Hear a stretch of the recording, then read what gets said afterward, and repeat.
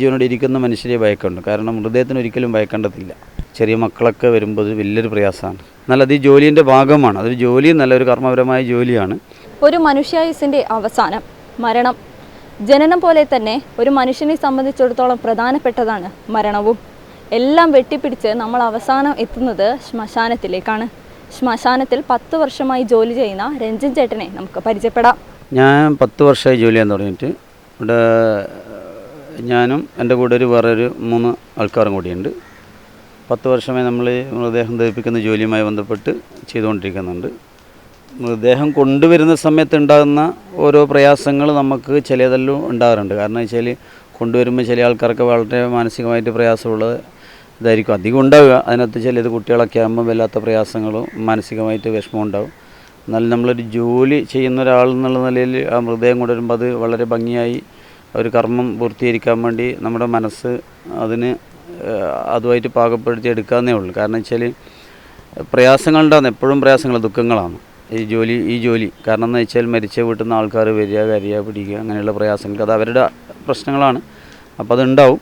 അപ്പോൾ അതൊക്കെ നമ്മൾ കണ്ടും കൊണ്ട് അത്തരം പ്രയാസങ്ങളിൽ മാത്രം അത്തരം പ്രയാസങ്ങൾ എപ്പോഴും കാണുന്ന ഒരു മേഖലയാണ് ഈ ജോലി.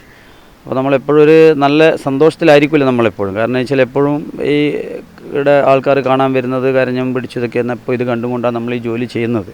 എന്നാൽ അത് ഈ ജോലീൻ്റെ ഭാഗമാണ്. അതൊരു ജോലി, നല്ലൊരു കർമ്മപരമായ ജോലിയാണ്.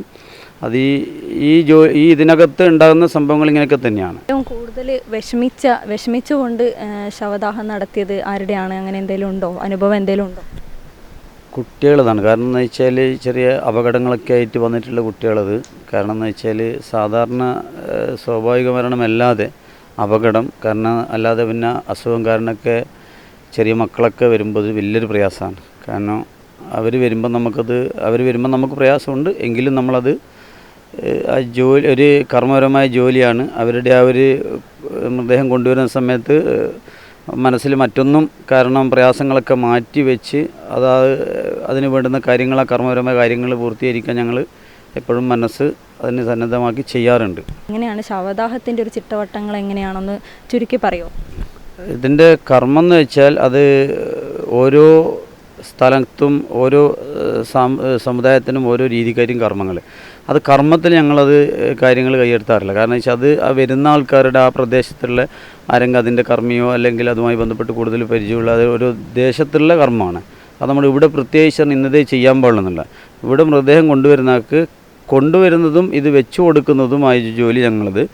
ബാക്കി കർമ്മങ്ങളൊക്കെ ചെയ്യുന്നത് അവരുടെ ബന്ധുക്കൾ, ആൾക്കാരും അവരുടെ ദേശത്തും അവരുടെ നാട്ടുനടപ്പ് എങ്ങനെ ചെയ്യുന്നത് അതിനനുസരിച്ചാണ് ചെയ്യുന്നത്. അങ്ങനെയാണ് കർമ്മം, അതാണ് ചെയ്യുന്നത്.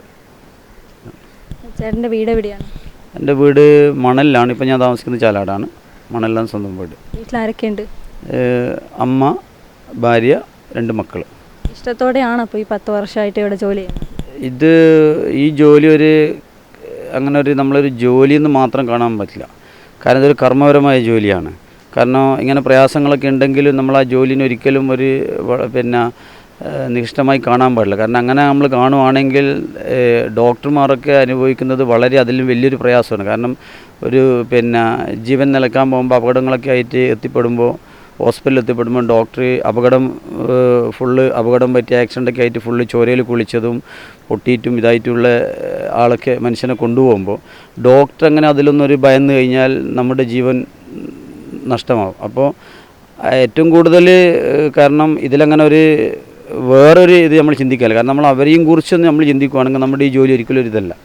കാരണം നമുക്കൊരു മൃതദേഹം കിട്ടുന്നത് വെച്ചാൽ വളരെ അപകടം വന്ന കേസും കടലിൽ പോയത് മറ്റുള്ള ആത്മഹത്യ ഇങ്ങനെ കേസ് കുറേ ദിവസങ്ങൾ കഴിഞ്ഞിട്ട് കിട്ടുന്ന മൃതദേഹങ്ങളൊക്കെ ഉണ്ട്. അതൊക്കെ ഡോക്ടർമാരും അവരുടെ പരിചാരകന്മാരും ഇതൊക്കെ കഴിഞ്ഞിട്ടാണ് പരിശോധനയും അത് എല്ലാം ക്ലിയർ ആയിട്ടാണ് നമുക്കിവിടെ വരുന്നത്. അപ്പോൾ നമ്മളെ സംബന്ധിച്ചിടത്തോളം നമ്മളെക്കാൾ പ്രയാസവും മാനസികമായിട്ടും പ്രയാസങ്ങളും അത് ചെയ്യുമ്പോണ്ടെന്ന് ജോലിക്കുണ്ടാകുന്ന പല പ്രയാസങ്ങളൊക്കെ അനുഭവിച്ചിട്ടാണ് അവിടെ നിന്ന് ഇങ്ങോട്ട് ആൾ വരുന്നത്. അപ്പോൾ നമ്മളെ സംബന്ധിച്ചിടത്തോളം അതങ്ങനെ ഒരു ഇതായി കാണാൻ പാടില്ല.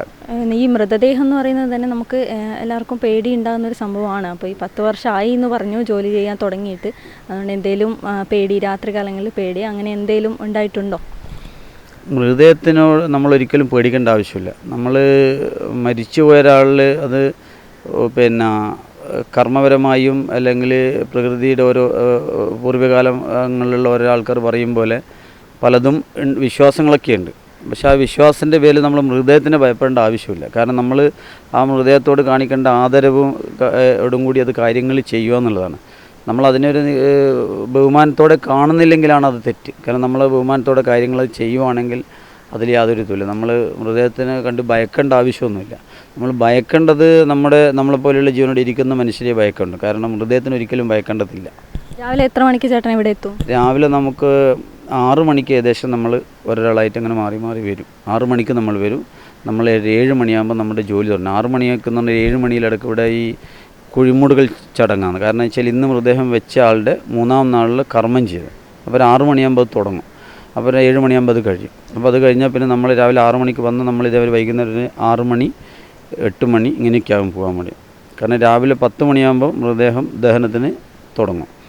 പിന്നെ അത് വൈകുന്നേരം 4 മണി വരെയുണ്ട്. 4 മണിക്ക് ഒരു മൃതദേഹം കൊണ്ടുവന്നിട്ട് വെച്ച് കഴിഞ്ഞാൽ തീരണമെങ്കിൽ ഒരു 9 മണി 8 മണിയെങ്കിലും എടുക്കും. അപ്പോൾ നമ്മൾ അത്രയും സമയം നിൽക്കണം.